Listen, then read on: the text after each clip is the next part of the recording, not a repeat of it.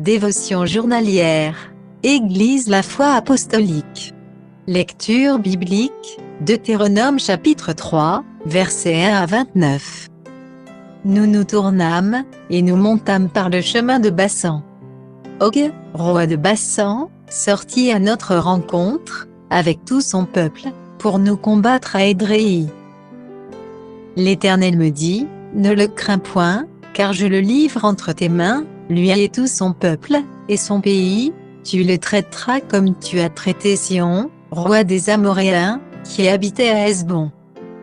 Deutéronome chapitre 3, versets 1 à 2. Avez-vous déjà eu une tâche qui vous paraissait impossible? Il y a quelques années, mon beau-frère a construit une maison, et a fait quelques travaux de carrelage. Puis il a mis une petite annonce dans les pages jaunes de l'annuaire téléphonique, le travail de carrelage de Ben. Le premier contrat qu'il a reçu était pour un hôtel de 5 étages au centre-ville. Il y avait 200 chambres. Après le premier jour de travail, je suis allé là-bas le voir, et il était débordé. Le travail ne s'était pas bien passé ce jour-là, et il était découragé. Réussir ce travail semblait peu probable.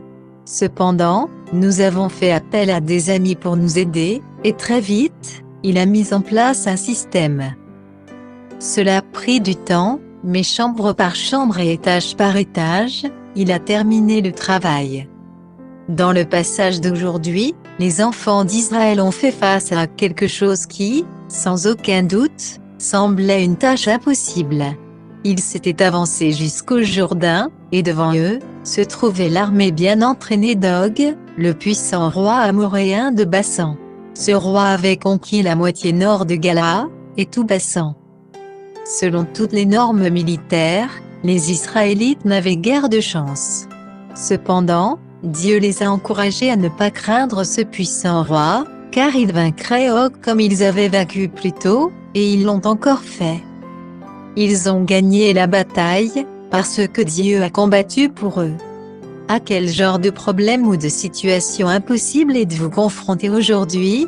Quand Dieu dit « N'ayez pas peur », nous pouvons avoir confiance, car il combat à nos côtés. Aussi insurmontable que puisse paraître l'obstacle, souvenez-vous que Dieu est souverain, et qu'il tiendra ses promesses. De plus, vaincre dans une situation impossible nous aidera à grandir spirituellement. La victoire sur Og a ouvert des terrains fertiles et magnifiques aux Israélites, dont Hermon et Galaad. Lorsque nous triomphons dans le Seigneur, de nouvelles perspectives d'opportunités, et une plus grande facilité d'utilisation au service de Dieu nous seront offertes. Contexte. Dans Deutéronome 1, Dieu parle à travers Moïse en disant « Vous avez assez demeuré dans cette montagne ». Le chapitre 2 de ce livre de souvenirs commence par « Nous nous tournâmes, et nous partîmes pour le désert ». Après avoir quitté la montagne et traversé le désert, les enfants d'Israël ont conquis Sihon, roi de Hesbon, et ont détruit toutes ses villes et son peuple. Le texte d'aujourd'hui commence « Nous nous tournâmes, et nous montâmes par le chemin de Basan » où les Israélites ont affronté le géant roi nommé Og, et son armée. Ces méchants voisins du peuple élu de Dieu étaient sans excuse. Ils avaient entendu parler du pouvoir que possédait le Dieu d'Israël, et de la manière dont il combattait pour eux, mais ils continuaient à sacrifier leurs enfants à de faux dieux, y compris la promiscuité en ce qui concerne leur adoration. S'ils n'avaient pas été exterminés, Israël aurait probablement été tenté de pécher, et davantage d'âmes auraient été perdues. Le mot Basan signifie doux, et nivelé. Les découvertes archéologiques ont prouvé l'existence de villes fortes, et fortifiées sur ce territoire, confirmant les paroles de Moïse, au verset 5 sur les villes avec de hautes murailles, des portes et des barres. Ce passage rapporte le mandat de Josué de prendre la place de Moïse. Ce mandat venait de Dieu, il a nommé l'homme qui succéderait à Moïse comme chef du peuple. Moïse a fortifié son successeur à prendre courage, Josué s'est rappelé les victoires qu'il avait vues, et a été encouragé par la promesse de Dieu de l'aider à gagner chaque bataille. Regardez de plus près.